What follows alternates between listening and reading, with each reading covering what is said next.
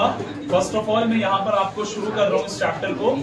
नाम है coordinate geometry. ठीक है बच्चों, कोऑर्डिनेट ज्योमेट्री में अब गर्ल्स जरा आवाज कम हो जाए, गर्ल्स खामोश हो जाए। यहाँ पर मैं बात कर रहा था कोऑर्डिनेट ज्योमेट्री में कि मेन चीजें यहाँ इंट्रोडक्शन पार्ट को कवर कर रहे हैं। गर्ल्स जूबिया, अर्शिया और माहीन अब बात नहीं बेटा। मैं यहाँ पर कह रहा था कि कोऑर्डिनेट ज्योमेट्री में जो हम पढ़ने वाले हैं बच्चों, इस क्लास के अंदर एक डिस्टेंस फार्मूला पढ़ेंगे, एक सेक्शन फार्मूला पढ़ेंगे और एक एरिया ऑफ ट्राइंगल निकालेंगे। तो उसका एक अपना फार्मूला है, सारी चीजें यहाँ डिस्कस करेंगे। लेकिन उससे पहले क्लास 9 में चैप्टर नंबर 3 कोऑर्डिनेट ज्योमेट्री को पढ़ा गया, तो इसलिए यहाँ पर मैं थोड़ा सा आपको उसका ओवरव्यू करूंगा। आफ्टर दैट फिर उन चीजों को लिया जाएगा। तो सबसे पहले सारे बच्चे जानते हैं कि हम लोग जो है यहाँ पर एक कार्टेशियन प्लेन पे वर्क करेंगे। कार्टेशियन प्लेन के ऊपर दो एक्सेस होंगे, एक आपका अभी भी आवाज आ रही है गर्ल्स की, एक्स एक्सेस और एक आपका वाई एक्सेस। ये वाई एक्सेस वर्टिकल और एक्स एक्सेस हॉरिजॉन्टल रहेगा। और जहां कहीं भी नेहा, राफिया, जहां कहीं भी आपका ये इंटरसेक्ट करेंगे वो ऑरिजिन कहलाएगा। और ऑरिजिन को ओ से डिफाइन करते हैं, लेकिन इसके कोऑर्डिनेट बच्चों 0 0 होते हैं। एक्स एक्सिस का भी 0 और वाई एक्सिस का भी 0। एक बार एक्स एक्सिस वाली लाइन को हम एब्सिसा के नाम से भी बच्चों जानेंगे, अबूतला एंड माहीन। फोकस करना, आपका फर्स्ट डे है, यहाँ पर काफी दिन के बाद आए। वाई जो है, वाई एक्सिस वाले को हम ऑर्डिनेट कहते हैं। जब हमारा एब्सिसा और ऑर्डिनेट मिलाकर के कहा जाता है तो एक्स एक्सिस पे जो वैल्यू है, वाई एक्सिस पे जो वैल्यू है, फॉर एग्जांपल कि एक्स एक्सिस पे 2 है और वाई एक्सिस पे 3 है, तो बच्चों ये कहलाते हैं कोऑर्डिनेट। क्या कहलाते हैं? कोऑर्डिनेट। एक बात ये समझनी है। इसके अलावा ये जो चीज पर हम बना रहे हैं वो कार्टेशियन प्लेन कहलाता है। क्लास 9 में हम सबने पढ़ा है। कार्टेशियन प्लेन को बनाने वाले या कार्टेशियन प्लेन को देने वाले एक मैथमेटिशियन डेस्कार्टेस हैं, उनका नाम डेस्कार्टेस है। उन्होंने इसको समझाया, उन्होंने बताया, ये फादर है वहां के उसके। और उसके अलावा ये कार्टेशियन प्लेन इन लाइन के जरिए से बात नहीं करें, इन लाइन के जरिए से 4 पार्ट में डिवाइड होता है, कैफ और अरफात। फर्स्ट क्वाड्रेंट, यहाँ पर सेकंड क्वाड्रेंट, यहाँ पर थर्ड क्वाड्रेंट और यहाँ पर फोर्थ क्वाड्रेंट। अब फर्स्ट क्वाड्रेंट के अंदर ये चीजें आपको जानना सभी बच्चों को जरूरी होंगी, क्योंकि फर्स्ट क्वाड्रेंट में ये वाला पार्ट एक्स एक्सिस और ये वाला वाई एक्सिस, एक्स एक्सिस और वाई एक्सिस के ऊपर दोनों की दोनों वैल्यू पॉजिटिव रहेंगी बच्चों, पॉजिटिव रहेगी। क्या रहेंगी? पॉजिटिव रहेंगी। अलविरा। अब सेकंड क्वाड्रेंट के अंदर एक्स एक्सिस पे नेगेटिव रहेगा प्यारे बच्चों और वाई एक्सिस पे पॉजिटिव रहेगा। थर्ड क्वाड्रेंट के अंदर एक्स एक्सिस पे भी नेगेटिव और वाई एक्सिस पे भी नेगेटिव रहेगा। और फोर्थ क्वाड्रेंट के अंदर एक्स एक्सिस पे पॉजिटिव और वाई एक्सिस पे नेगेटिव रहेगा प्यारे बच्चों। तो कुल मिलाकर के मैं ये बताना चाह रहा था कि फर्स्ट क्वाड्रेंट में अगर दोनों पॉजिटिव है, इसके सामने वाली थर्ड क्वाड्रेंट है यहाँ, तो वो दोनों नेगेटिव। सेकंड क्वाड्रेंट में एक नेगेटिव एक पॉजिटिव है, तो इसके सामने वाली पॉजिटिव और नेगेटिव हो जाएगी। इस तरह से आप याद रख सकते हैं। ये बात सबके समझ में आई? सबका क्लियर? इसके अलावा हम और भी चीजें इसके अंदर पढ़ने वाले हैं। जैसा कि आप देख रहे हैं यहाँ पर काफी सारे पॉइंट्स हैं। ये सारी चीजें आपको कल हमने इमेजेस जो ली थी उसकी शक्ल में आपको मिल जाएगा। बाकी वीडियो रिकॉर्ड हो रही है वो भी आपको भेज दी जाएगी। अब कुछ और भी चीजें हैं जो आपको जानना जरूरी है। एक बात और बता देता हूं कि अगर कभी भी बच्चों इक्विडिस्टेंट वर्ड आता है, ये बड़ी इंपॉर्टेंट बात बता रहा हूं, ध्यान से सुनना सभी बच्चे। अगर कभी भी बच्चों इक्विडिस्टेंट वर्ड आता है, याद रखना जो मैं बता रहा हूं, इक्विडिस्टेंट वर्ड आता है, इक्विडिस्टेंट एट एक्स एक्सिस अगर कह रहे हैं तो प्यारे बच्चों उस जगह पर y अपने आप में हमेशा 0 हो जाएगा।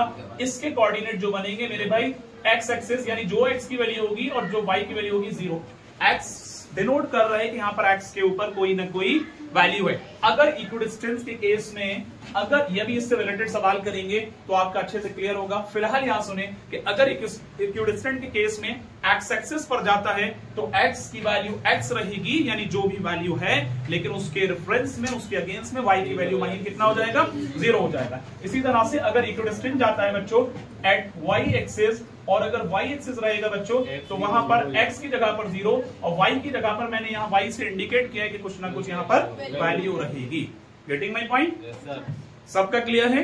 किसी को कोई दिक्कत? न्यू कमर्स क्लियर हो रहे हैं? माहीन, अबूतला, कैफ, सबका क्लियर? ओके, आगे बढ़ते हैं। कुछ पॉइंट्स और हैं जैसा कि मैंने बताया। देखिए एक पॉइंट ये है कि the point having X coordinate negative and Y coordinate positive that is form minus plus. बहरहाल ये बेसिक सी चीजें जो मैं क्वाड्रेंट से रिगार्डिंग आपको क्लियर कर चुका हूं कि फर्स्ट क्वाड्रेंट में एक्स एक्सिस और वाई एक्सिस के ऊपर दोनों के दोनों पॉजिटिव हैं, उसके सामने थर्ड क्वाड्रेंट है तो वो दोनों के दोनों नेगेटिव हैं। सेकंड क्वाड्रेंट में पहला नेगेटिव दूसरा पॉजिटिव, उसके सामने फोर्थ क्वाड्रेंट तो वो इसका उल्टा हो जाएगा, यानी पॉजिटिव नेगेटिव हो जाएगा। बच्चों इतना क्लियर है सबका? कोई परेशानी यहां तक? आगे बढ़ते हैं।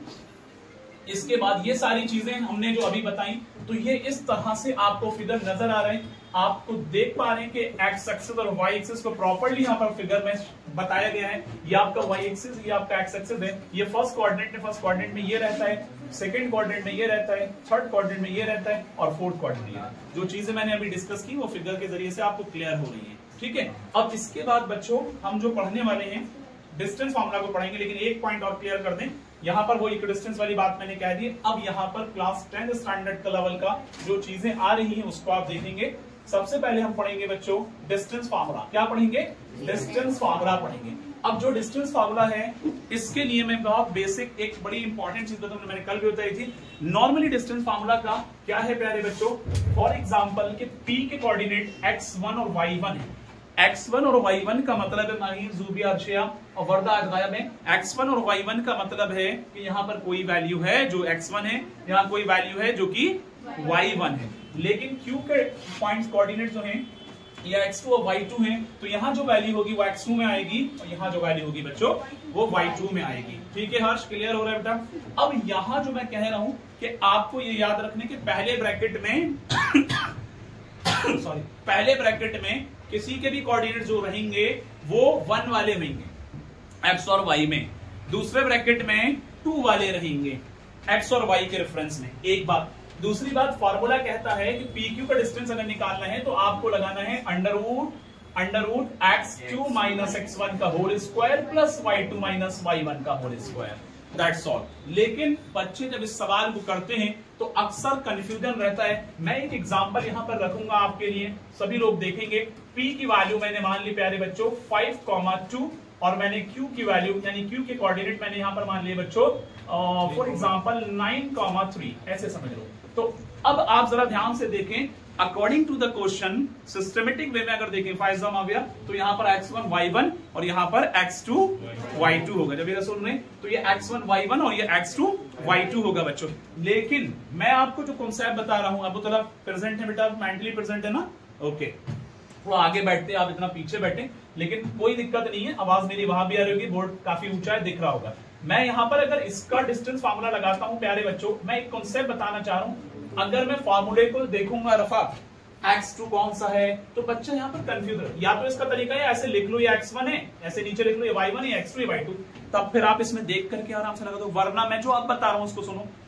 ब्रैकेट का फर्स्ट टर्म, दूसरे ब्रैकेट का फर्स्ट टर्म, इन दोनों को एक साथ ले लो। जैसा मैंने बताया कि x2 यहाँ पहला होता है, x1 यहाँ पहला होता है। दोनों ब्रैकेट के फर्स्ट टर्म उठाओ, किसी को भी आगे पीछे कर दो। यानी अगर मैंने x2 में से x1 को घटाया उसका स्क्वायर किया तब भी वही होगा।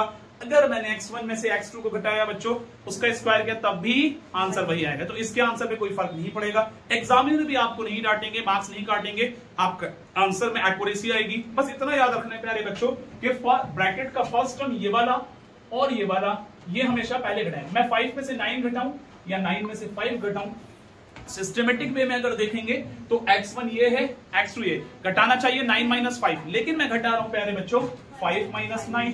बस शर्त ये है प्यारे बच्चों कि यहां पर ब्रैकेट के दोनों ब्रैकेट के फर्स्ट टर्म को पकड़ना है, उनको घटा दो, स्क्वायर कर दो। दोनों ब्रैकेट के सेकंड टर्म को पकड़ना है, उनको घटा दो, स्क्वायर कर दो। That's it. बात समझ में आई? सबका क्लियर सारे? तो 5 माइनस 9 और इसमें स्क्वायर करना है, फिर प्लस लगाना है अकॉर्डिंग टू द फॉर्मूला। फिर उसके बाद दूसरे ब्रैकेट अगर मैं 2 माइनस 3 करूंगा तो प्यारे बच्चों ये y1 है, ये y2 है, लेकिन मैं 2 माइनस 3 करूं या 3 माइनस 2 करूं, both are the same thing, है ना? तो यहां पर मैं कर सकता हूं 2 माइनस 3। ये बात मैंने प्यारे बच्चों इसलिए बताई क्योंकि आपने फॉर्मूला एक बार लिख दिया, उसके बाद कहीं से भी दोनों ब्रैकेट की कोई भी वैल्यू को आगे पीछे रखें। ये बात इसलिए खास तौर पर कही जा रही है क्योंकि बहुत सारे बच्चे इस बात में अक्सर गलती कर देते हैं, कंफ्यूज हो जाते हैं कि पहले कौन से रखें, x2 रखें, x1, अरे हमारा ये हो गया, तो उसी में गड़बड़ हो जाता है। तो मैंने क्या बताया, दोनों ब्रैकेट के फर्स्ट टर्म उठाओ, घटा दो, आगे पीछे कोई भी रख दो, लेकिन दोनों ब्रैकेट के फर्स्ट वाले होने चाहिए और दोनों ब्रैकेट के सेकंड वाले होने चाहिए, उनको घटा दो, तो वो भी आपका आंसर सही आएगा। अब जरा सुने, तो यहां पर प्यारे बच्चों ये डिस्टेंस फार्मूला हम कर रहे हैं, इसका PQ का डिस्टेंस निकाल रहे हैं। 5 माइनस 9 आपका कितना होगा, माइनस का 4 का स्क्वायर प्लस 2 माइनस 3 माइनस का 1 का स्क्वायर। तो प्यारे बच्चों यहां अगर देखेंगे तो माइनस 4 का स्क्वायर 16 और 1 का स्क्वायर प्लस 1, फाइनली आपको मिलेगा 17 और PQ का जो डिस्टेंस आएगा वो 17 अंडर रूट 17 आएगा। But this is not a perfect square, तो इसमें रूट में रख करके छोड़ देंगे। That's clear. ये एक एग्जांपल था। तो अब हमने डिस्टेंस फार्मूला को सीखा, distance between 2 point on the same coordinate axis. इस बात को सॉल्व करके दिखाया 6 माइनस -2। अब ये बी का डिस्टेंस में क्या है, बी का पॉइंट क्या है -2, ए का रहा होगा 6। तो अभी जो बात बताई गई वाई एक्सिस के ऊपर या एक्स एक्सिस के ऊपर की कंपैरिजन में क्या चीज कब डिफरेंस करने पे क्या आएगा, मैं यहां समझा रहा हूं। मैंने यहां पर इसका डिस्टेंस 6 था और इसका -2 था। जब मैंने इसका देखा तो यहां माइनस माइनस प्लस होगा, तो ये कितना हो गया 8 यूनिट। एक बात 8 यूनिट, ठीक है बच्चों, इस चीज को जरा समझो। दूसरी बात, अगर मैं सीडी का डिस्टेंस देखूंगा तो सी से सी का कितना है प्यारे बच्चों -8 और डी का कितना है मेरे भाई 4। समझना 4, अब मैं डिफरेंस निकाल रहा हूं, 4 माइनस -8 कितना रहा 12 यूनिट। अब मैं समझाना जो चाह रहा हूं इस पॉइंट को देखिएगा। यस, यहां से ले जाओ। तो यहां डिस्टेंस आपने देखा दोनों का, मैंने कितना कितना वो आएगा। अब जरा यहां देखें, इस फिगर के अंदर ए का 6 है, बी का कितना है -2। जब ये क्या है y एक्सिस, y एक्सिस क्या है ऑर्डिनेट, तो 6 से 2 तक आने में कितना जाएगा बच्चों 8 यूनिट जाएगा। डिफरेंस 8 यूनिट का हो रहा है, तो इसका डिफरेंस करने पे इनके पॉइंट्स का कितना आ रहा है 8 ही आ रहा है। अब अगर हम C से D पर जाते हैं तो इसका -8 है, उसका 4। जब अगर डिफरेंस निकालेंगे तो माइनस माइनस मेरे भाई प्लस होगा कि नहीं होगा, तो कितना आ रहा है 12 का डिफरेंस आ रहा है ना। तो जब हम डिफरेंस निकाल के दोनों के डिस्टेंस का सेम एक्सिस पर अगर देख रहे हैं तो जो एक्चुअल में फिगर में बना हुआ है तो वो चीज यहां पर निकल के भी आ रही है। मैं ये समझ of triangle using distance formula, distance formula से किस तरह के ट्राइंगल बनते हैं उस चीज को आगे डिस्कस करेंगे भी नमाज के बाद, ठीक है।